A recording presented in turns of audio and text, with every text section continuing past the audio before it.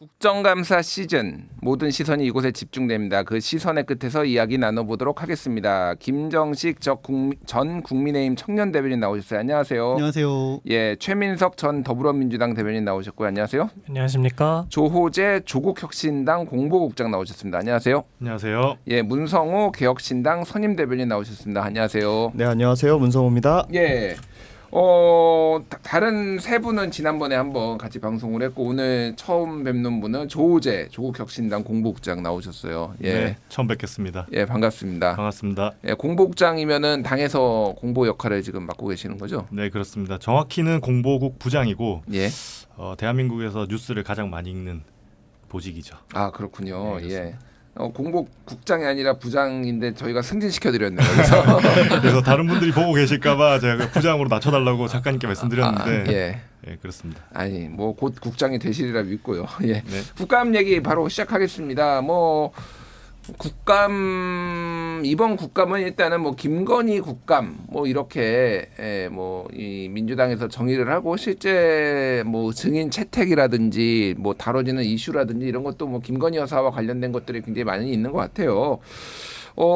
아주 이제 구체적인 내용들은 저희가 또 이제 각자 하나씩 가져오신 내용들을 보면서 좀 얘기를 할 텐데 전체적으로 이번 국감이 좀 어떤 인상인지 좀 인상평이라고 할까요? 하나씩 좀 해볼까요? 먼저 김정식 대변인부터. 우선 사회자분께서 진실을 밝히려는 자들과 감추려는 자들의 대결을 보고 있다 이렇게 말씀을 아까 해주셨는데 예. 저도 거기에 조금만 포함하자면 진실을 왜곡하려는 자들과 거짓을 확산시키려는 자들도 많다 이런 말씀을 좀 얹어드리고 싶어요. 예. 말씀 주신 대로 김건희 여사 관련된 그런 이슈들을 굉장히 정쟁을 많이 확산시키고 있잖아요. 그래서 본질에 가까운 좀 더 민생이나 이런 부분에 대해서는 많이 가려지고 있는 아쉬움이 있다 이렇게 말씀드리고 싶습니다. 아쉽다. 너무 김건희 여사에만 초점을 맞춰서 국감이 좀 아쉽다 말씀해 주셨고요. 최민석 대변인은 뭐 총평. 뭐 역시 봤을 때는 이번 국감의 주인공은 당연히 김건희 여사님이 되실 수밖에 없을 것 같고 뭐 민생에 대한 국감 뭐 그런 것도 당연히 필요하고 민주당도 이번 국감을 시작을 할 때 이제 민생 국감을 표방을 하면서 김건희 국감과 함께 이제 추진을 했습니다. 뭐 지적 주신 대로 민생을 돌보는 국감이 되어야 하는 거는 100번 맞는 말이죠. 그런데 지금 계속해서 김건희 특검 같은 어떤 이러한 실체적인 진실을 밝힐 수 있는 수단들이 좌절된 이상 이 김건희 여사 이슈는 국감에서 더 강하게 다뤄야 되지 않을까라는 생각이 듭니다. 알겠습니다. 뭐 민생도 중요하지만은 지금 김건희 여사가 굉장히 더 실체적 진실을 밝히는 게 중요하다 이렇게 말씀해 주셨는데 조호재 공보부장께서는 어떻게 보십니까? 보통 이제 국정감사나 어떤 국회에서 벌어지는 일들에 대해서 민생이냐 뭐 정쟁이냐 이런 식으로 구분을 하기도 하는데 예. 제가 국회에서 그동안 오랫동안 봐오면서 느낀 바로는 민생과 정쟁이 무자르듯이 그렇게 나뉘지 않습니다. 예컨대 김건희 여사의 도이치모터스 주가 조작 의혹 같은 경우에 야당에서 계속 좀 이제 진상 규명을 하자, 수사를 제대로 하자라고 이제 요구하고 있지 않습니까? 근데 이게 바깥에서 볼 땐 정쟁처럼 보일 수 있어요. 하지만 대한민국의 개미 투자자들이 500만이거든요. 근데 김건희 여사의 주가 조작 의혹을 철저하게 공명정대하게 법과 원칙에 따라서 수사함으로 인해서 대한민국의 주식시장이 올바르게 돌아가고 있다라는 메시지가 되는 것이거든요. 그러니까 주가 조작에 의해서 부당한 범죄 수익을 올린 사람들을 철저하게 처단함으로써 500만 개미 투자자들에게는 사실 민생이거든요, 이게. 그래서 사실 제가 느낀 바로는 민생과 정쟁 이렇게 정확하게 구분되진 않는다. 사실 정쟁처럼 보여도 민생이랑 맞닿아 있다. 그렇게 말씀드리고 싶습니다. 네, 민생 정쟁 구분하기 어렵고 김건희 여사 관련된 것도 그럼요. 민생일 수 있다. 그럼요. 예. 그 자체를 단순히 정쟁하지 마라. 야당이 몰아세우게 하지 마라. 그런 식으로 말할 수 없다는 겁니다. 알겠습니다. 자, 문성호 선임 대변인은 어떻게 생각하시는지 궁금합니다. 그러니까 결국 이제 같은 이야기를 계속 해야 되는데 정쟁과 이제 뭐 민생이 연결돼 있는 것은 맞지만 또 엄연히 거기에 쏟는 어떤 리소스나 국민이 가질 수 있는 어떤 관심도의 뭐 총량이라든지 이런 건 분명히 아닐 수밖에 없습니다. 근데 이런 것이 지금 이제 김건희 여사 관련된 이슈로만 너무 매몰되는 것은 정말 안타까운 일이지만 근데 그렇다고 그걸 또 안 할 수도 없는 일이지 않습니까? 지금 예. 여러 가지 의혹들이 분명히 나타나고 있고요. 거기다가 누가 봐도 이번 국감의 주인공은 김건희 여사다라고밖에 말할 수가 없는 것이 이분이 뭐 한 가지로 하는 게 아니라 너무 광범위한 곳에서 이분에 대한 이야기를 지금 하고 있어요. 그러니까 뭐 얘기하셨던 맞습니다. 도이치모터스 얘기도 하셨지만은 뭐 양평 땅 문제도 있고요. 요새 얘기 나오고 있는 뭐 공천개입 문제라든가 이런 것들도 결국에는 다 국감에 나올 수 있는 요소들이지 않습니까? 그러니까 이게 이분이 어떤 영부인으로서 행사하실 수가 있는 건지 없는 건지 모르겠지만 이걸 너무 광범위하게 행사하셨고 그 과정에서 뭔가 우리가 좀 국감 같은 데서 좀 들여다봐야 될 사안들이 너무 많았기 때문에 저는 이제 스스로가 주인공이 되신 거라고 생각을 해서 우리가 정말 이분 이 지금 민생을 논하지 못하는 게 정쟁 탓이다. 물론 뭐 민주당 입장에서야 어떤 정치적 이익을 위해 이걸 극대화시키려고는 하겠죠. 그렇지만 1차적인 책임은 이런 광범위한 범위에서 결국 국감장에서 이야기가 나올 수밖에 없게 만든 김건희 정부가 아니죠. 윤석열 정부. 네. 윤석열 정부의 책임이 1차적으로 있다. 이렇게 생각합니다. 예, 김건희 정부가 아니라 윤석열 그럼요. 정부라는 거. 다시 자, 한번 잠깐 말씀드리겠습니다. 반론을 잠깐만 한번 하고 가도 될까요? 예, 예. 예, 우선 김건희 여사의 도이치모터스 사건이 물론 정쟁과 민생을 무자르듯이 나눌 수 없다라는 말에 저도 100% 공감하는데요. 근데 그렇다면 사실 민주당이 금투세 이런 문제에 대해서 좀 너무 오히려 퇴보하는 그런 정책에 대해서 뭐 지금 이런저런 해결책을 내놓질 않고 있지 않습니까? 이런 부분에 대해서 사실 야당 전체가 좀 통감해야 되는 문제가 아닐까 이런 생각을 하고 있고요. 뭐 양평이나 공천 개입 같은 문제도 사실 조금만 우리가 생각을 해보면 이게 이 문제 정쟁에 이걸 자꾸 정쟁화시키고 이미 뭐 경찰이나 검찰 단계 수사 단계에서 김건희 여사와의 크게 이렇게 뭐 연관이 없다거나 아니면은 뭐 무죄로 판결 난 부분에 대해서까지 계속 끌고 가는 게 이것까지 과연 민생으로 할 수 있을까라는 생각은 좀 해볼 수 있을 것 같습니다. 예, 알겠습니다. 제가 최민석 대변인. 제가 이제 소개를 전 대변인으로 받았잖아요. 그래서 제가 예. 요즘 대변인 임기가 끝나고 좀 여의도 국회와 좀 멀어진 상황에서 이제 한 명의 보통 시민으로 지금 살고 있습니다. 그런데 제가 느낀 거는 민심이 달아오를 대로 달아올랐고요. 끌어오를 대로 끌어올랐다는 게 많이 느껴져요. 그리고 그 중심에는 김건희 여사가 계시고요. 뭐 말씀하신 논리들은 국민의힘 진영에서 방어 논리로 많이 사용을 하시는 거지만 이미 전 국민, 그러니까 국민들이 뭐 여러 가지 생업에 종사를 하시겠죠. 모든 분야에 있어서 윤석열 대통령과 김건희 여사에 대해서 굉장한 분노를 가지고 계시다. 끌어오르고 있다. 그러니까 네, 이런 그렇게 보입니다. 사안들이 김건희 여사와 예. 관련된 사안들이 대부분 조우정 엄청 장관.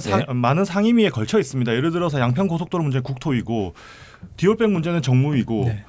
뭐 도이치모터스 주가 조작 이제 수사에 대해서는 법사위고 세관 그리고 있죠. 공천 개입 문제는 행안이고 그런 식으로 모든 상임위에서 다룰 수밖에 없어요. 이거는 그렇기 때문에 이번 국감은 김건희 여사 논란으로 갈 수밖에 없는 그런 상황입니다. 이거는 뭐 야당이 잘못했습니까? 결국에는 김건희 여사 예전부터 야당에서 제2부속실 만들어서 여사 관리하라고 얼마나 많이 요구했습니까? 그동안 대통령실에서 지금까지 제2부속실 만들지 않고 김건희 여사의 활동에 대해서 제대로 통제하지 못했던 정부와 여당의 책임이 있는 것이죠. 그거 알겠습니다. 야당을 탓할 필요가 없는 겁니다. 알겠습니다. 좀 이제 구체적인 얘기는 저희가 뒤에 가면서 또 하나하나씩 얘기를 해볼 테니까 그냥 이게 약간 몸풀기 아이스 브레이킹이 너무 좀 뜨거워가지고 바로 들어 세게 들어가네요. 아이스 브레이킹이 아니라 지금 뜨거워요. 약간 뭐 김건희 여사 얘기 충분히 할 수 있도록 제가 시간 보장해 드리도록 하겠습니다.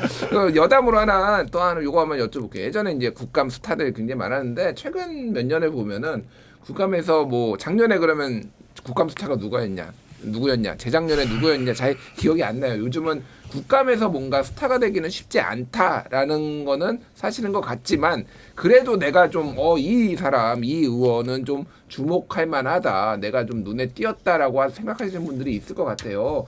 이번엔 순서를 좀 바꿔서 문성호 대변인부터. 저 같은 경우에는 일단은 이런 국감 스타가 탄생하는 구조가 뭐 아니면 국감 스타를 이렇게 바라거나 나와야 된다라는 기조가 좀 변해야 된다고 생각하는 사람이에요. 기조가 변해야 된다. 그러니까 항상 뭔가 국감 스타, 그래서 국감에서 내가 뭔가 인지도를 확 올릴 수 있다. 이러다 보니까 의원님들이 정말 잘 준비하셔가지고 열심히 하시는 분들도 계신데 그냥 어떤 일종의 상대방이나 그런 사람 이제 증인들을 앉혀놓고 이야기를 하고 정말 질의를 하는 게 아니라 그냥 본인 하고 싶은 말만 하고 말 잘라버리고 자기가 그냥 해버린다던가 뭔가 강하게 얘기하고 뭔가 좀 뭐 흔히 얘기하는 억지를 부린다거나 좀 고함을 지른다거나 이런 모습을 보이시려고 하는 분들이 계시거든요. 콘텐츠 없이 뭔가 쇼맨십만 남았다. 그렇죠. 네. 그러다 보니까 이게 오히려 너무 우리가 국감 스타 계속 하니까 이런 분들이 오히려 나와서 정말 이제 이 국가에 있는 행한된 일들을 이제 감사해야 되는 여기가 마치 어떤 그냥 자신의 쇼맨십을 돋보이는 자리가 되어버린 것이 저는 되게 안타깝거든요. 예. 거기다 특히 이제 과거에 이제 뭔가 권위주의가 팽배했던 정말 과거 예를 들어 뭐 노무현 대통령이 그 뭐 청문회 스타 이렇게 됐던 시절처럼 권위주의가 너무 팽배해서 어떤 국가의 어떤 기관장이라든가 이런 사람들한테 말 한마디 함부로 못하던 시절이라면야 예. 그런 게 어떤 국민들에게 시원한 사이다가 될 수 있겠죠. 근데 지금은 그런 시대는 아니잖아요. 그런 시대 그러니까 아니다. 그렇게 오히려 고함만 질러대는 모습은 사실 국민이 위임받은 권력을 가지고 갑질하는 모습으로 비춰질 수 있거든요. 그래서 저는 이제 국감 스타 이런 말이 좀 지양되어야 된다. 알겠습니다. 이게 약간 좀 사람들이 의원님들을 조금 부추기는 점이 있다. 예. 이렇게 생각을 하고 그럼에도 좀 주목을 하고 싶은 분이 계시다면 우리 당 의원분을 얘기해드려야 되지만 그래도 그럼 너무 재미없으니까 저는 이제 김성회 의원님이 조금 김성회? 많이 더불어민주당 지켜보고 김성회. 있어요. 네, 그렇습니다. 예, 예. 그러니까 보통 이분이 민주당스럽지 않다라고 표현하면 좀 그런가요? 정말 이렇게 좀 민주당에서 뭔가 좀 꺼려할 만한 주제들도 많이 가져와서 해주세요. 실제 아까 전에 얘기했던 이런 뭔가 정쟁화되는 부분뿐만이 아니라 우리 사회에 여러 가지 있었던 문제들인데 뭔가 이게 좀 첨예하게 의견이 갈리는 사안이라거나 이게 뭐 어떤 다른 갈등과의 뭔가 좀 연관이 돼 있는 사건이 나오면 좀 피해버리시는 의원님들이 많거든요.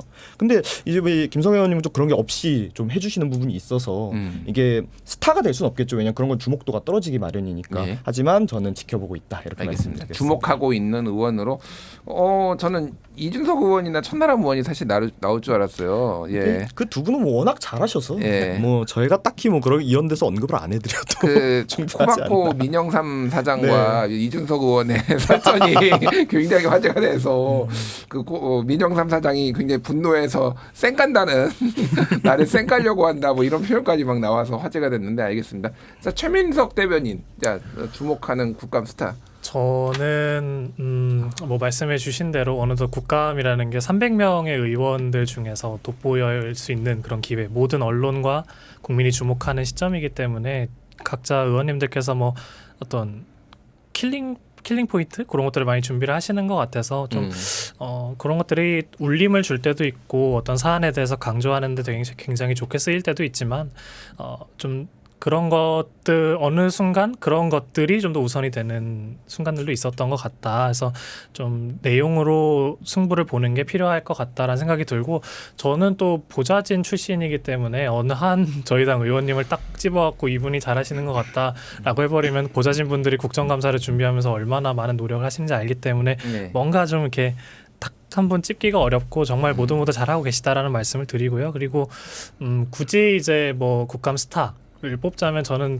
그래도 인상적으로 봤던 것 중에 하나가 이번에 국정감사 굉장히 뭐 김건희 국감 해서 막 이렇게 엄청 주고받고 되게 여야 갈등도 많은 상황인데 이제 그 한강 작가께서 노벨 문학상 수상하신 이후에 이제 많은 상임위에서 국감 잠시 멈추고 박수치고 함께 좋아했던 모습이 이제 비춰졌습니다. 그래서 좀 국감이라는 게 물론 야당인 입장에서는 정부를 상대로 이 무능한 정부를 상대로 열심히 싸워야겠죠. 그런데 국가적인 경사는 또 함께 할 수 있다. 그런 모습을 보여준 것 같아서 이번 국감 스타는 좀 중립적으로 네. 한강 작가님 한강 뽑겠습니다. 작가님이요. 예. 훈훈한 예. 모습을 보여주신 것 같아서 생각지도 못했습니다. 네. 생각지도 못한 분이 나와서 저도 좀 당황했는데 어쨌든 한강 작가님 뭐 네. 저도 충분히 마음속으로 축하하고 있다는 말씀드리면서 예. 조호재 부장님, 지금 다 제 기대를 지금 어긋나고 있어서 제가 좀 당황스러워요. 조호재 부장님은 누굴 꼽을지 굉장히 궁금합니다. 일단 꼽기 전에 예. 그 국감 스타라는 말에 대해서 한번 생각해봐야 되는 게 우리가 국감 스타가 누굽니까? 보통 언론에서 많이 주목하는 의원들이거든요. 그렇죠. 그러면은 언론이 어떤 사람을 주목하죠? 좀 화제성 있거나 뭐 이렇게 좀 특이한 질의를 한다거나 뭐 그런 어떤 우리가 평소에 보지 못하는 국회에서 모습을 보여준 의원들을 이제 언론이 많이 취재를 하고 언론이 많이 받으면 그 사람을 국감 스타라고 합니다. 자, 근데 국회의원은 300명이고요. 그 안에 그 밑에 9명의 보좌진이 있으면 2,700명의 보좌 직원이 있습니다. 그 사람들이 모두 국감 스타가 되길 원해요. 그러니까 의원이 그러면 모두가 다 언론을 받으려고 노력을 합니다. 그러다 보니 어떤 일이 생기냐면 뭐 한복을 입고 국감장에 등장을 한다거나 태권도 도복을 입고 국감장에 등장을 한다거나 뭐 뱀을 가져온다거나 실제로 과거에 있었던 사례입니다. 국감장에 뱀을 가져온다거나 뭐 고양이를 가져온다거나 그런 일들이 발생하게 되는데 그런 일을 했을 때 카메라가 많이 이제 언론이 많이 취재를 하는 겁니다. 근데 이거는 언론에서 그런 식으로 하는 의원들에 대해서 너무 많이 취재를 하지 않았으면 좋겠고 그러다 보면 정말 중요한 이슈들이 묻히는 경우가 너무 많아요. 제가 네. 볼 때는 너무 안타까운 일인데 진짜 우리 사회가 다 같이 논의해봐야 될 중요한 문제들이 그런 이슈에 묻혀서 그냥 쓱 흘러가 버리는 경우가 너무 많아서 이제 그런 부분에 대해서 한번 생각해봐야 된다. 이번 이제 강조드리고 예. 국감 스타를 꼽자면 지금까지 이제 국감 지금 진행 중인데 이제 꼽자면 저는 이제 당연히 이제 저희 당을 한번 꼽아보겠습니다. 그래서 조국혁신당 김준영 의원님, 김준영 예. 전 국립외교원장, 예, 김준영 그렇습니다. 의원. 예. 예. 그 김준영 의원님께서 외교통일위원회에서 그 부산 엑스포 외교부 판세 분석 자료를 공개했습니다. 예. 3급 기밀 문서였습니다. 이 문서가 어떤 문서냐면 부산 엑스포 판세를 분석한 문서인데 여기에 사우디아라비아 리야드랑 대한민국 부산이랑 1차에서 비등하게 나오고 2차 결선에 가면은 부산이 엑스포를 유치할 수 있다라는 판세 분석 자료였습니다. 근데 외교부가 어떤 부서입니까? 최고의 외교 엘리트가 모여 있는 곳인데 이 판세 분석 자료가 정확히 틀렸거든요. 완전히 틀렸거든요. 실제 깠을 때 119대 29로 처참한 결과가 나왔습니다. 그런데 예. 윤석열 대통령은 임기 시작하고 동시에 대한민국 1호 영업사원이라고 스스로 자처하고 다녔고 그리고 기네스북에도 올라야 된다고 하면서 연달아서 외교 연달아서 수반들 만났죠. 예. 정상회담을 기네스북에도 올라야 된다고 하면서 자랑을 하고 다녔거든요.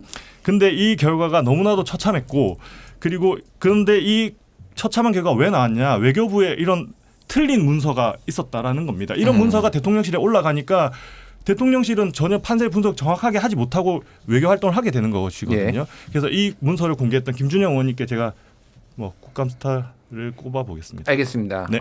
김준영 의원하고 뭐 세 분의 결이 약간 비슷한 게 너무 이제 보여주기식 이런 식으로 그럼요, 네. 하는 것이 문제가 있다라고 말씀해 주셨어요. 저도 좀 공감하는 바고 언론이 문제네요. 얘기 들어보니까. 언론이 그런 보도를 좀 지양했으면 하는 네. 마음이 좀 있습니다. 네. 그럼에도 불구하고 또 언론 입장에서도 좀 고민이 될 수밖에 없는 게 화제성 있고 사람들의 눈길을 끄는 거를 또 보도 안 할 수가 없는 부분이 있는 것 같습니다. 자, 김정식 대변인 국감 스타. 저도 누구를 딱 찍을 수가 사실 없을 것 같은 게요.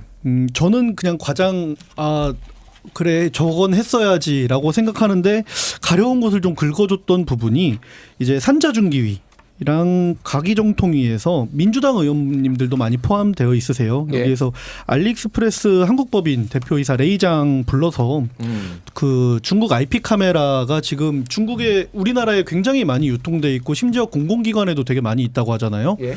그래서 군부대라던가 경찰 내부에까지 그게 다 감시 카메라로 사용이 되고 있다고 하는데 일반 가정집에 설치된 그런 IP 카메라가 여성들의 그런 거를 뭐 중국에 있는 포르노 사이트에서 그게 유포되고 있다 이런 문제도 되게 굉장히 많고 알리익스프레스에서 유통되고 있는 그런 물건들 제품들 중에 안전기준에 부적합하다는 판정을 받은 그런 제품들도 굉장히 많거든요.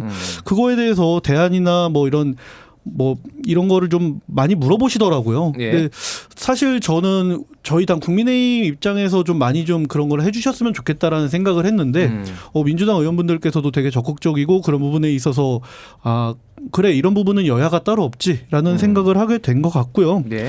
또 이제 한 분 꼽자면 이제 우리 남성들 특히 현역 장병들이 굉장히 군복 입는 사람들이 사실 명예가 있어야 되지 않겠습니까? 근데 군복을 입고 청춘을 이렇게 헌신하는 와중에도 무시당하고 천대받고 이런 모습들이 굉장히 많아서 안타까웠는데 김용현 국방부 장관의 어떻게 보면 좀 비속어긴 하지만 어떻게 보면 속 시원하게 해줄 수 있는 그런 말들이 있었다 이렇게 생각을 합니다. 김용현 국방부 장관 발언. 그러니까 국감의 스타는 김용현 장관이다. 딱 그렇게 한 번 찝을 수는 없지만 예. 군장병들의 입장에서 봤을 땐 예. 김용현 장관께서도 하나의 스타로 볼 수 있겠다. 알겠습니다. 비속어를 쓰신 분 잠깐만요. 제가 이왕 뭐 얘기가 나왔으니까 국감의 이제 하이라이트 필름 중에 하나로 지금 얘기가 나온 거를 좀 살짝 얘기를 해보고 좀 들어보겠습니다. 이제 김용영 장관의 이제 비속어 논란이 있었는데 그게 우리 김정식 대변인은 장병들의 마음을 대변한 발언이다. 물론 비속어가 있어서 아쉽기는 했지만 이렇게 얘기를 했는데 요게 좀 설명을 드려야지 이제 우리 청취자분들이 이해가 가시니까 지난 8일에 국방위 국정감사에서 이제 여인형 방첩사령관이 자료를 잘 제출하지 않는다라고 해서 계속 이제 공격을 받으니 뭐 지적을 받으니 이제 김용현 국방부 장관이 나와서 군복을 입고 할 말 안 하고 가만히 있으면은 XX라고 생각한다라고 발언을 해가지고 난리가 났어요, 사실은. 그래서 이거에 대해서 이제 유감 표명 결국 하고 뭐 이렇게 정리가 됐습니다. 요게 그러니까 너무 야당 의원들이 계속 공격을 하고 그래서 오히려 이런 것들이 조금 뭐 과도하다, 무례하다 뭐 이렇게 이제 김정식 의원은 김정식 대변인은 판단하신 것 같은데 자 어느 분이 제가 바로 좀- 최민석 네. 대변인 저는 맨 마지막에 그럼 다시 이렇게 반론 삼아서 알겠습니다. 한마디만 예, 하겠습니다. 글쎄요, 이게 그러니까 뭐 말씀하신 맥락은 제복 입은 군인들이 천대를 받는 상황 속에서 속 시원한 사이다를 날렸다라고 말씀을 하셨는데 이 뭐 물론 지금 우리 국군 장병들, 그러니까 제 동생도 지금 군대에 가 있는데요. 군 장병들이 특별한 희생에 대해서는 특별한 어떤 보상이나 국가에 상응하는 그런 책임이 필요하죠.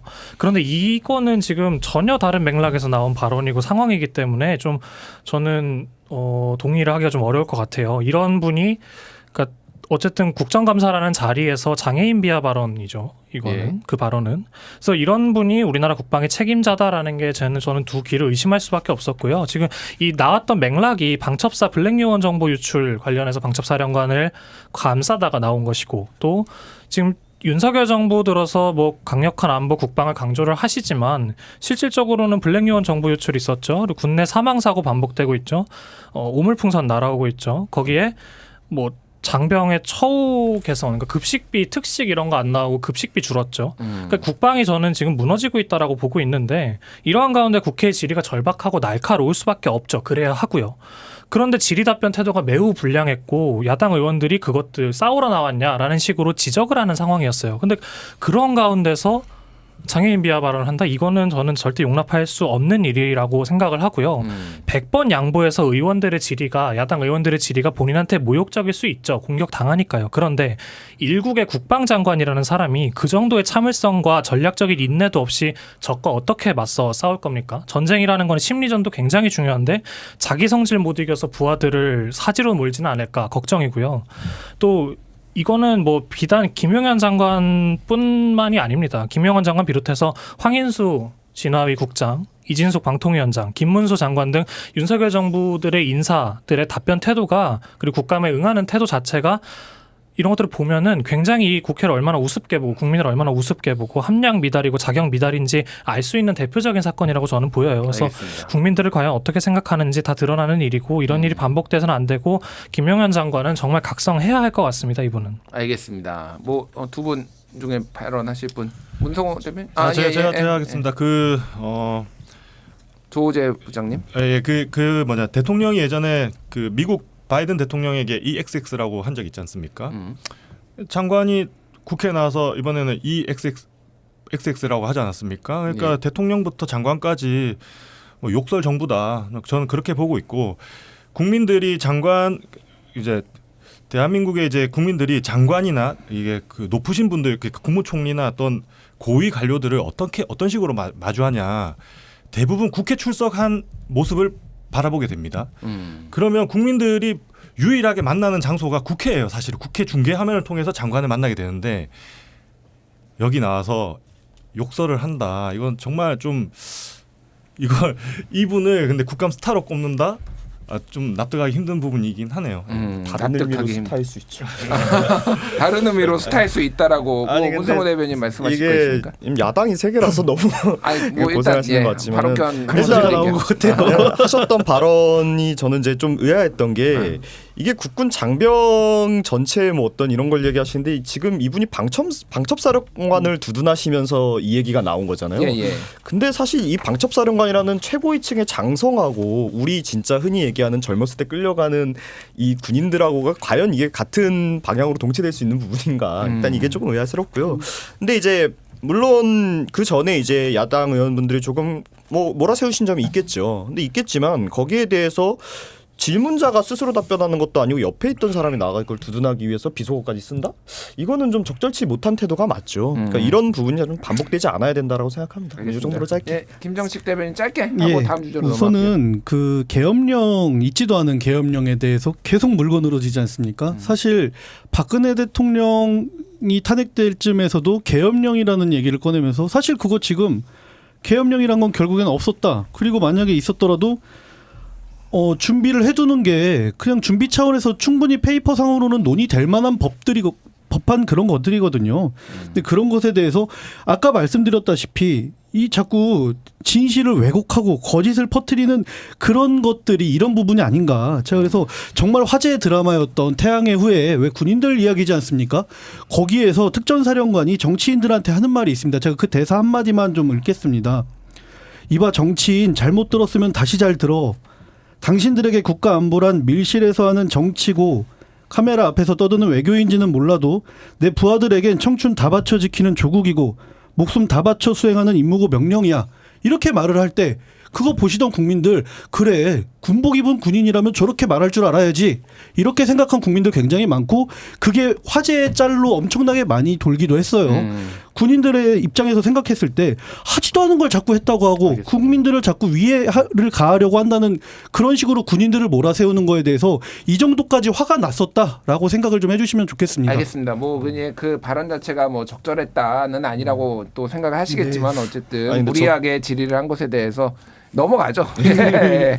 저는 그 군과 관련해서 사실 개인적으로 조금 눈에 띄었던 게 국방위가 아니라 기재위에 있었던 천하람 의원이 질의를 했던 게 좀 눈에 띄더라고요. 그러니까 그 기사였죠. 네. 예, 그 간부 처욱에서는 윤석열 대통령이 얘기를 했는데 군간 뭐 당지 수당, 뭐 주택 수당 이런 거 확실히 늘리겠다라고. 왜냐하면 최근에 지금 병장 월급이 200만 원이 됐는데 하사 월급보다 역전이 돼가지고 하사 지금 지원이 줄어들었다. 지금 특히 상사가 더 하사보다 늘어난 첫 사례, 뭐 올해가 첫 그 사례다 뭐 이런 얘기가 막 나오니까. 그런데 기재부가 전혀 예산에 반영을 안 했다 이런 거를 지탄을 했는데 뭐 이런 게 좀 개인적으로 좋은 게 아닌가 뭐 그 생각이 들더라고. 그 기재부에서 국방 예산 나온 게 참 눈에 띄었다 이런 말씀드리면서 어쨌든 이제 우리도 정쟁 이제 할 만큼 했고 자 민생 우리 네 분 다 그 얘기 했잖아요. 민생이 중요하다. 민생이 중요하다. 물론 이제 정쟁도 중요하다 뭐 필요하다고 하셨지만은 국감에서 조금 뭐 우리가 좀 덜 주목받았지만 오늘 얘기를 할 만한 사안들 뭐 얘기를 좀 해봤으면 좋겠습니다. 그 알리익스프레스 코리아의 이제 레이장 대표 질의한 거 우리 김정식 대변인이 말씀해 주셨고 뭐 여러 가지 좀 주목해 볼 만한 게 있을 것 같아요.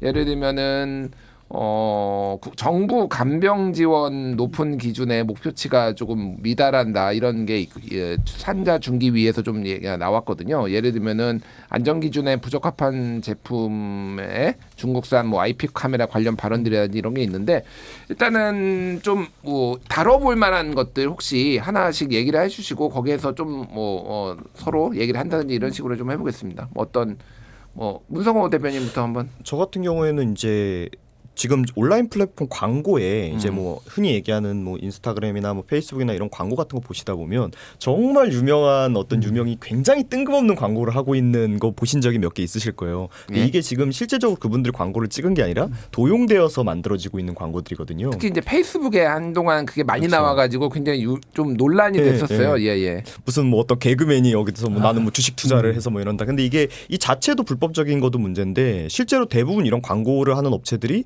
뭐 완전히 사기라고까지는 하긴 어렵지만 뭔가 좀 적절치 않은 산업을 유지하는 게 많습니다. 그것도 뭐 결국에는 자기들 투자 설명에 이런 거 하겠다고 하면서 실질적으로 확인도 되지 않는 정보들을 돈 받고 파는 뭐 이런 광고들이 있지 않습니까? 그러니까 이런 부분에 대해서 우리가 문제점을 인식하고 이렇게 해결을 해야 된다라고는 하고 있는데 사실 좀 아직은 이제 좀 부족한데 이제야 막 되는 정도예요. 예. 근데 뭐 이게 이번에 뭐 딥페이크 논란이나 뭐 이런 것도 있었지만은 결국 그게 문제가 실제로 그게 그 사람을 뭐 촬영한 영상이 아님에도 성범죄로 문제가 되는 것은 이걸로 인해서 어떤 오해를 사게 만들 수 있기 때문에 위험한 거 아닙니까? 그렇기 때문에 이게 상처를 줄 수 있는 거고. 그러니까 이런 전체적인 부분에서 이런 도용 사례 이런 게 앞으로 기술이 발전하면서 점점점 정교해질 텐데 여기에 대해서 미리 좀 우리가 갖춰놔야 되는 부분이 있어야 된다고 생각하는데 예. 뭐 국감에서 관련된 이야기가 많이 나와서 그래서 예. 좀 관심 있게 지켜보고 있습니다. 그러니까 국감에서 나와가지고 이게 좀 수정이나 개정이 될 네. 만한 지금 뭐 상황으로 가고 있는 건가요? 예, 그러면? 지금 잘 저는 가고 있다라고 보는데 이게 아무래도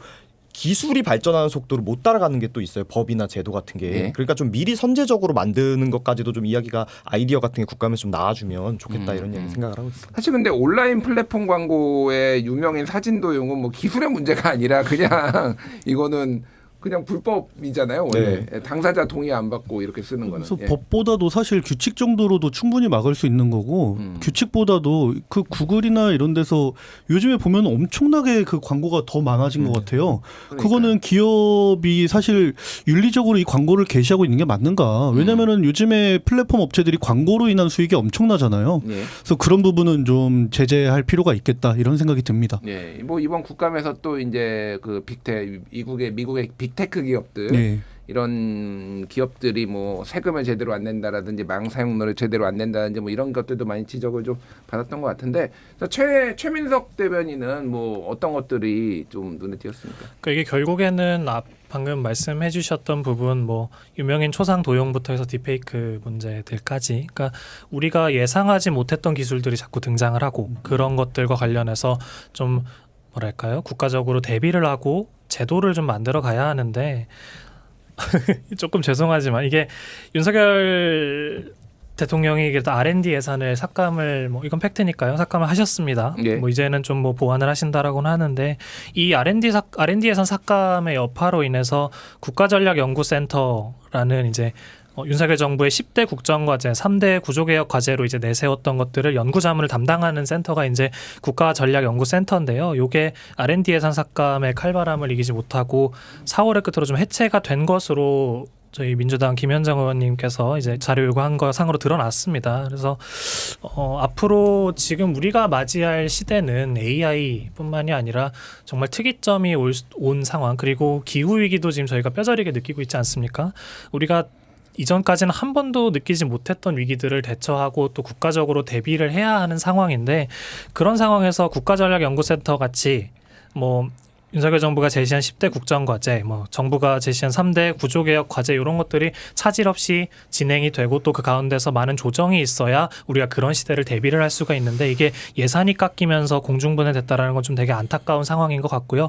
여기서 좀 더 나가서 이번 국감에서 좀 미래의 아젠다도 좀 많이 다루었으면 좋겠습니다. 아까 예. 말씀드렸듯이 AI부터 해서 뭐 딥페이크 많은 문제가 있지만 이건 또 기술 발전과 뭐 규제와 그런 딜레마들도 분명히 존재를 하거든요. 그래서 이번 국감에서 민생이라고 하면 당장 뭐 저희가 강조하는 먹사니즘 이런 부분도 분명히 있지만 미래 세대의 먹사니즘은 이런 특이점 사회들을 대비하는 거다라는 말씀을 좀 드리고 싶어요. 그래서 이런 부분을 여야 상관없이 좀 주도적으로 해 나갔으면 좋겠습니다. 예, 뭐 R&D 예산 삭감으로 인해서 여러 부작용들이 생기는 거를 지금 민주당 의원들이 특히 야당 의원들이 지적을 했다고 하는데 네, 맞습니다. 근데 제가 궁금한 게, 그러니까 김현정 의원님도 뭐 질의를 잘 하셨을 텐데, 그게 그러면 이 연구기관이 해체된 게 혹시 다시 복원을 뭐 정부가 한다라든지 뭐 이런 것들을 답변을 좀 이끌어내잖아요. 정부의 아마 답변은 뭐 예. 조직의 슬림화가 R&D 예산 깎을 때와 비슷한 맥락의 답변을 했습니다. 뭐 조직의 슬림화, 유연화 이런 정도로 답변을 했는데요.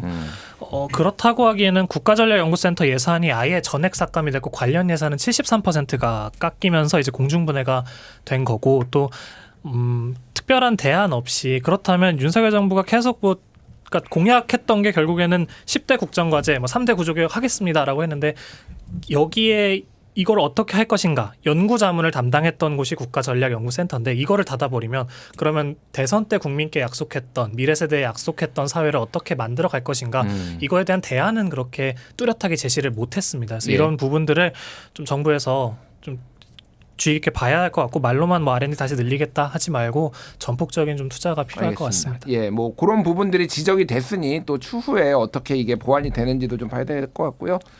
조우재 부장님은 제가 그 지금 이 방송을 들으시는 분들에게도 아주 피부에 와닿는 아이템 하나 가져왔는데 조국 혁신당 김선민 의원님이 지적하신 내용을 가져왔습니다. 예.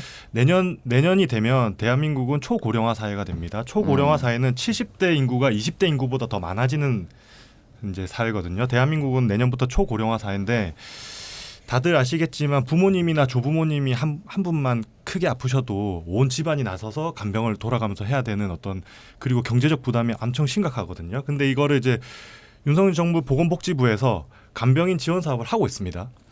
자, 그런데 이게 1,200명을 이제 대상으로 하겠다라고 이제 시범 사업으로 했는데 예. 실제로 집행률은 50%가 안 됩니다. 이 기준점이 너무 높아요. 그러니까 뭐 노인 질환 등급에 안 맞다라든지 뭐 그런 식으로 해서 규준이 너무 높다 보니까 신청자는 많았지만 다 탈락했습니다. 그러니까 실제로 간병인 지원이라는 게 이제 실제 잘 집행이 되지 않고 있는 겁니다. 그러니까 예. 이런 지적은 아주 민생과 피부에 와닿는 이제 여야를 떠나서 그런 아이템이고 그래서 이걸 가져와봤고 이런 문제를 지적하는 국회의원들이 김선민 의원 외에도 국민의힘, 뭐 민주당 다 뭐 개혁신당 마찬가지로 많이 있을 텐데 이제 이런 아이템들을 잘 좀 발굴해서 많이 좀 소개하는 기회가 있었으면 좋겠습니다. 그렇군요. 그러니까 간병 지원 산업 같은 경우에는 이번에 처음 지금 실시를 하는 거잖아요. 맞습니다. 올해 4월부터 예. 하고 있습니다. 이제 요거는 뭐 논쟁점들이 좀 있긴 하더라고요. 그러니까 이게 급여화했을 때 천문학적으로 이제 우리의 건강보험 재정이 좀 악화될 수도 있다. 그래가지고 예전에 문재인 정부 때도 뭐 이거를 이제 급여화하느냐 마느냐를 가지고 약간 논쟁이 있기는 했는데, 그러니까 뭐 어찌 됐든 그거와 상관없이 1,200명을 했는데 너무 기준이 높아서 이 시범 사업조차 제대로 이제 굴러가지 않는 절반에 못 미치는 사람들이 이제 지원을 받았고 이런 이제 논쟁점이 있다고 한다면 이런 이야기들을 국회에서 아주 심도 있게 계속해서 나눠야지 이 발전적인 방향으로 갈 수 있다고 생각합니다. 예, 뭐 어쨌든 이게 잘 되는지 여부를 확인하려고 한 건데 이 기준치에 뭐 미달하는 사람이 너무 많으면은 문제가 있는 거라고는 볼 수 있겠네요. 그런 그렇죠, 부분들은 그렇죠. 예, 네. 지적을 해주신 것 같고요. 예, 김정식 대변인 아까 전에 뭐 알리익스프레스, 예, 알리익스프레스 이야기를 이미 드렸기 때문에 저는 그 간병인 지원 사업 말씀이 되게 저도 와닿아서 그거랑 R&D 예산 삭감이랑 묶어서 좀 말씀을 좀 드리고 싶은데요. 저희 할아버지께서 이제 6.25 참전용사시다 보니까 이제 치매를 한 4년 5년 앓으셨어요. 근데 아마 6.25 참전용사 대상으로 한 간병인 지원 사업 대상자셨기 때문에 간병인이 이제 일주일에 한두 번 정도 오시는 분이 계시다가 올해 초에 이제 돌아가셨는데 저희 아버지께서 이제 서울에서 대전까지 그러니까 이렇게 매주 3, 4일씩 왕복을 하셨거든요. 한 번도 안 빠지고. 예. 저도 가서 이제 좀 돕고 이러면서 많이 봤는데 이 간병인이라는 게 없으면은 정말 없는 대로 너무 힘들고 있어도 그 한계점이 너무 명확합니다. 근데 죄송한데요. 네. 서울에서 대전까지 왜 일주일에 한 저희 번씩- 할아버지께서 이제 대전에 거주하셨고 예. 저희 아버지께서 이제 서울에 거주하시다 보니까 이제 저희 아버지도 저희 어머님이 있으시니까 예, 예. 아예 대전에서 상주는 못 하시고 그렇게 계속 왔다 갔다를 하셨어요. 예, 예. 근데 그래서 간병인 제도가 좀 활성화되면 좋겠다라는 개인적인 그런 생각은 있으면서도 말씀 주셨다시피 간병인이 무한정 확대되고 이제 사용자 입장에서는 간병인이 조금만 하루만 더 와줘도 노인분들께서는 왜냐하면 노인 부부가 보통 많이 그런 어려움을 겪으시고 아들이나 따님들이나 이런 분들도 다 자기 생활을 하고 있는 이미 가장들인 5, 60대인 분들이 되게 많아요. 예. 그래서 그런 게 어디까지 확장이 돼야 되는가 이런 부분에 대해서 저도 많은 고민을 하고 있어요. 좀 이런 들으시는 분들도 그런 부분에 대해서 좀 정부에 대해도 어떤 한계가 있겠다라는 생각도 같이 좀 고민을 해주셨으면 좋겠고요. 예. 이 R&D 예산 삭감 같은 경우에는 정책 개발 굉장히 중요하죠. 근데 이제 윤석열 정부의 방향성은 기본적으로 정부의 개입 축소고 민간과 시장 기능 활성화입니다. 이제 예전에부터 우리 그런 말이 있잖아요. 나라에 돈이 없는 게 아니라 도둑놈이 너무 많다.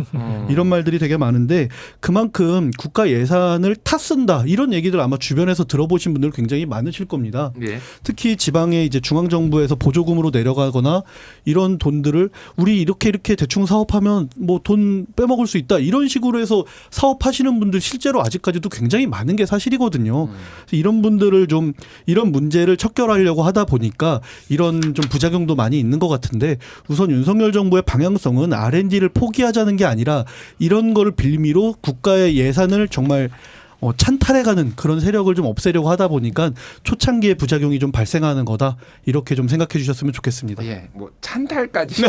찬탈이죠. 나라 예산을 그런 식으로 사리사욕을 예. 챙기면은 예, 왕좌를 찬탈한 것도 아니고 예, 뭐 이렇게 그러니까 좀 부적절하게 사용되는 예산이 네. 많은 거를 바로잡기 위해서 뭐 했다라는 건데 뭐 그거를 오늘 본격적으로 얘기할 네. 건 아니지만은 이제 예산이라는 게 보통은 작년에 예산에 준해 가지고 올해 예산을 짜고 내년도 이제 계획을 보통 짜는데 이게 일관성이 있으려면은 예측 가능성이 있어야 된다라는 얘기를 많이 하거든요. 그런데 갑자기 이제 한 20%가 갑자기 삭감이 될 경우에 이거를 어떻게 할 것이냐. 그 원상복구를 지금 윤석열 정부에서 다시 한다라고 해서 2년 전 예산과 R&D 예산은 비슷하게 복구는 됐는데 이미 뭐 이제 공부하는 뭐 박사라든지 뭐 이런 사람들이 다 떠났을 때 이거를 이제 어떻게 할 것이냐 뭐 이런 문제들이 있는 것 같아요. 그런 부분들을 조금 거칠게 너무 개혁이 진행되는 거 아니냐 뭐 이런 부분들이 좀 진행이 되는 것 같습니다. 그런 아쉬움은 충분히 있는 것 같습니다. 예, 알겠습니다.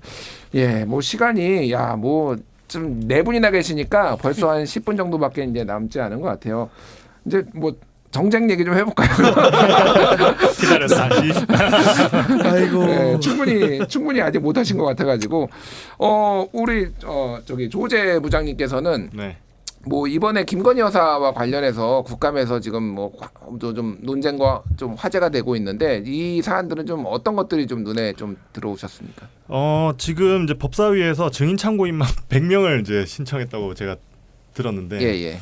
이제 이분들이 이제 하나 둘씩 이제 계속해서 이제 출석할 예정이거든요. 예를 들면은 저기 명태균 씨와 관련 있는 강혜경 저기 전 비서관님이신가요? 강혜경 강혜경 전 예. 비서관님도 출석할 예정이고 그래서 이제 아마 명태균 씨라든지 뭐 그런 것들을 그런 이제 관련자들이 계속해서 출석하게 되면 아마 좀 더 흥미진진한 국정감사 되지 않을까 뭐 그렇게 기대하고 있습니다. 명태균 씨 얘기가 나와서 예, 드리는 건데 이게 대변인님. 국감 오늘 행안위에서 선관위 국감에서 이제 명태균 씨를 부르려고 하다가 이제 불출석을 해서 국감을 중지하고 동행명령장을 발부를 했는데 어제도 행안이었나요? 동행명령장 어제였나요? 그러니까 이게 예. 안 왔죠, 오늘 동행명령장 이렇게 해갖고 그거는 아마 행안위 차원에서 했던 걸로 저는 이제 보도를 접했는데 그 뭐 다른 언론 보니까 거제도로 낚시하러 가셔갖고 이제 수령을 안 하시고 불출석을 하셨다, 출석이 불발됐다라고 하더라고요. 근데 본질이 이제 명태균 씨와 윤 대통령이 김건희 여사의 국민의힘의 공천에 개입을 했다 요건데 이게 오늘 뉴스토마토 보도로 새롭게 또 제기된 의혹이 있어서 좀 소개를 해드리고 싶어서 갖고 왔는데요. 예. 이제 총선과 재보선에 공천에 개입했다 이런 의혹이 있었는데 오늘은 또 지난 지방선거 22년도에 있었던 지방선거 당시에 경남지사 그리고 강원지사 경선에도 명 씨와 김 여사 그리고 윤 대통령이 깊게 개입했다는 의혹이 뉴스토마토 단독으로 보도가 됐습니다. 그래서 이런 윤석열 대통령과 김건희 여사, 명태균 씨 셋에 둘러싼 이야기뿐만이 아니라 지금 여권과 이 명태균 씨가 어찌됐든 얽혀 있는 게 굉장히 사람들이 많잖아요. 뭐 나경원 의원부터 해서 오세훈 시장 뭐 되게 많은데 개혁신당에도 계시고요. 근데 왜 대통령실이 좀 제대로 되고 명쾌한 해석을 못 내놓고 좀 해명을 못 하는지 그리고 내놓는 해명도 다 반박을 당하는지 좀 이제는 국민들 앞에 좀 밝힐 시간이 된 것 같고 다 떠나서 명 씨가 정말 단순한 허풍쟁이 뭐 이른바 꾼이라고 하더라도 왜 이 꾼 한 명 때문에 지금 정부와 정권이 휘청휘청 하는지 이거는 국감에서 좀 명명백백히 밝혀내야 된다라고 생각을 합니다. 그래서 알겠습니다. 이번 국감에서 많은 명태균 씨에 대한 이야기가 나오겠지만 이건 저는 시작이라고 보고요. 좀 단단히 각오를 해야 할 것 같습니다. 근데 이제 김건희 여사 문제 특히 이제 최근에 논란이 되고 있는 명태균 씨와 뭐 이런 공천 개입이나 뭐 이런 증인 채택이나 질의를 제가 이제 저도 쭉 지켜보고 있는데 뭔가 뭐라고 해야 되나 제가 너무 이게 사이다 중독인지는 모르겠으나 뭔가 시원하게 뭐가 나오는 건 없고 굉장히 그쵸. 답답하다 네. 뭐 이런 생각들이 많이 들어요. 뭔가 글쎄요. 그 강혜경 그 전 비서관 같은 경우에도 지금 출석을 안 한다고 했다가 다시 한다고 했나요? 저는 안 하는 걸로 지금 알고 있는데. 제가 마지막으로 본 예. 뉴스로는 이제 출석하겠다. 네, 저도 그렇게 예. 파악하고 있습니다. 아 그렇군요. 예. 다시 출석을 하는 걸로 입장이 예. 밝혔군요.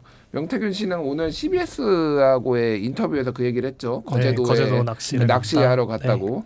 그래서 빨리 잡으러 가야 되는 건지 뭐 이런 얘기들이. 그러니까 명태균 씨가 예. 참 문제가 많은 게 이게 본인이 나오라고 하는 곳에서는 나오지 않아요. 국정감사에 나오지 않고 돌아다니면서 모든 언론과 인터뷰를 하고 다니거든요.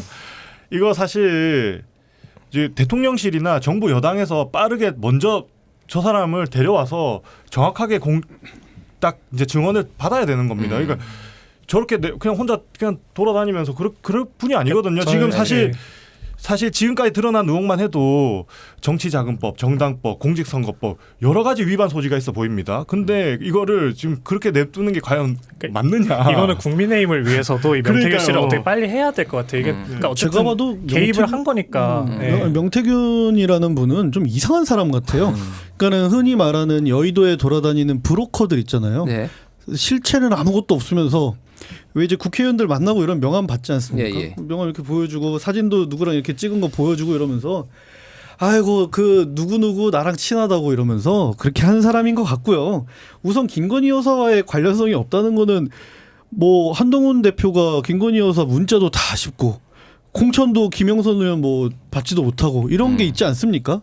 근데 이제 본인 혼자서 지금 자가 발전을 하면서 마치 지금도 뭐가 있는 사람이냐 그렇게 하고 있는데 그렇다고 해서 대통령실이나 여당이 인신을 구속할 수 있는 수사권이 있기를 합니까? 뭐 어떤 그런 게 없다 보니까 이런 부분은 그냥 진짜 이게 자유민주주의 국가다 보니까 그렇게 돌아다니는 걸 지금 어떻게 할 수는 없잖아요. 이거는 뭐 대통령실이나 여당이 아니라 이거는 사법기관에서 좀 빨리 처리를 해야 될 문제다. 저 개인적으로도 그렇게 생각합니다. 네, 뭐 이제 김건희 여사하고의 관련이 있는지 없는지 여부는 아직 확실히 드러나지는 그쵸. 않았고 네. 이제 한동훈 대표가 어쨌든 공천을 주지 않았기 때문에 당하고는 직접적인 관련이 없다 뭐 이렇게 지금 취지 말씀하신 것 같아요. 그러니까 이제 명태균 씨 얘기를 하려면 이제 한도 끝도 없고 제가 보는 거는 이분이 이제 국감에 나올 것이냐 안 나올 것이냐 사실 그거를 좀 여쭤보려고 생각을 했는데 문성호 대변인은 어떻게 보세요? 저는 뭐 이걸 좀 예측이 안 되는 사람이라고 생각을 해요. 예. 워낙 뭐 이전까지 없던 캐릭터고. 그러니까 이분이 굉장히 보면은 또 그렇게 불출석하시고 뭐 말 안 하시는 와중에 자기 페북은 또 이상한 거 많이 쓰고 계시거든요. 갑자기 상중으로 예. 올렸습니다. 그러니까 제가 뭐 생각을 며칠 했을 때 전에. 이분이 조금은 자기 어떤 쇼맨십이 있는 사람 같아서 갑자기 나올 수도 있어요. 자기가 뭔가 갑자기 뭐 하나에 꽂혀서 나올 수도 있는데. 저 잠깐 근데 이 논의를 명태균 예. 씨는 이상한 사람이다라고 하고 결론 내버리면 절대 안 됩니다. 아, 예. 이게 그래서는 안 네. 됩니다. 그러니까 맞습니다. 이상한 사람 예. 메시지를 공격하지 못하면 원래 메신저를 까게 돼 있거든요. 그러니까 명태균 씨가 이상한 사람이라고 해서 이게 없던 문제가 되는 게 아닙니다. 보통 정치 브로커가 정치권에 왔다 갔다 할 때 대부분 정상적인 정당은 다 그런 사람들 다 잘 잘라냅니다. 그런 예. 필터링은 충분히 되는 겁니다. 근데 국민의힘이란 정당은 그런 필터링이 작동하지 않는 정당이라는 걸 증명하는 셈이거든요. 아니 제가 볼 때는 이준석 대표나 천하람 의원이랑 더 친분이 있는 것 같고 그러니까 뭔가 이거는 사실은 이거 대통령실에 이 당에서는 드디어 좀 사운드가 물리기 시작했어요. 아니 그래서 뭐 나올 수도 있다라는 발언은 혹시 진짜 나오게 되면 이거 뭔가 더 있는 거 아니겠습니까? 중요한 말씀을 해주셨는데 오시네. 중요한 말씀을 해주신 것 같아요. 예. 이상한 사람이고 뭐 꾸닐 수도 있죠. 그런데 본질은 왜 이런 사람한테 그럼요. 영부인과 대통령이 엮여서 휘청휘청 하느냐가 본질이죠. 그럼요. 알겠습니다. 그걸 밝혀야 됩니다. 그러니까 명태균 그러니까 이제- 씨가 개인적으로는 시간이 거의 다 돼서 정리할게요. 명태균 씨가 저는 국감에 나왔으면 좋겠어요. 아마 여기에서 좀 더 정리가 나와서 좀 더 명쾌하게 정리될 부분 정리가 돼야지 우리나라 대한민국 위해서도 좋지 않나 생각을 들고 자 30초씩 드릴게요. 앞으로 국감이 남은 기간이 좀 있는데 어떻게 돼야 되는지 먼저 조우재 대변인 아니요 조우재 부장님부터. 아까 이제 중간에 말씀드렸던 내용처럼 이 어떤 보여주기식 질의가 아니라 실제로 우리의 민생의 피부에 와닿는 아젠다들이 많이 있으니까 그런 부분에 많이 좀 주목을 해주셨으면 좋겠고 그리고 여기 나오신 패널 분들이 그런 아이템들이 이제 잘 선별해서 앞으로 이런 자리가 있으면 많이 소개하는 그랬으면 좋겠습니다. 그리고 국정감사 많이 좀 국민들이 많이 관심 가져주셨으면 좋겠습니다. 알겠습니다. 네. 최민석 대변인. 네, 투트랙으로 갔으면 좋겠습니다. 아까 제가 말씀드렸듯이 저는 지금 전 대변인 신분으로 민간인 신분으로 많은 분들을 만나고 있는데요. 그분들이 속한 분야마다 김건희 여사가 안 껴있는 곳이 없고요. 정부에 대한 불만이 없는 곳이 없습니다. 이런 것들을 김건희 여사에 대한 의혹과 정부에 대한 무능과 불만 이런 것들을 함께 가다 보면 결국에는 민생과 미래를 논하는 국감이 되지 않을까 그런 부분에서 좀 야당이 이번에 잘 했으면 좋겠습니다. 알겠습니다. 문성호 대변인. 그러니까 지금 뭐 아까 초반부에 말했다시피 어쩔 수 없이 김건희 국감으로 갈 수밖에 없지만 그럼에도 여러 가지 민생 아이템들이 지금 많이 지금 준비되어 있습니다. 앞으로 국감에서 계속 나올 거고요. 예. 예를 들면은 뭐 이번에 위메프 사태에 대한 뭐 피해 기업들에 대한 지원이라든가 아니면 뭐 광주 데이트 폭력 사건 경찰의 뭐 증거 조작으로 뭐 사람 범죄자로 만들었던 사건이라든가 이런 정말 우리 국민들이 직접 겪고 있는 고통에 대해서 진행되는 이런 국감들도 많이 준비되어 있거든요. 예. 그러니까 너무 정쟁 부분에만 언론이나 우리 국민 여러분 집중하지 마시고 알겠습니다. 이런 사안들도 다 봐주셨으면 자, 좋겠다. 김정식 대변인 짧게. 민생을 제대로 논하지 못하고 사실 뭐 정부에 대한 뭐 이런 할 말도 제대로 뭐 이렇게 우리가 제대로 국민에게 설득시켜 드려야 되는 부분도 많을 텐데 그냥 민주당과 야당의 공세에 휘말리고 있는 국민의힘을 보면 저도 화가 나는 게 사실입니다. 알겠습니다. 하지만 뭐 증인들 뭐 아니면 오초. 동행명령권 예 이런 예. 부분들 좀 너무 많은데요. 자제했으면 좋겠습니다. 알겠습니다. 오늘 한마디만 더 할게 글러 각 당의 네 분과 함께 국감 이야기 나눠봤습니다. 오늘 나와주셔서 감사합니다. 감사합니다. 감사합니다.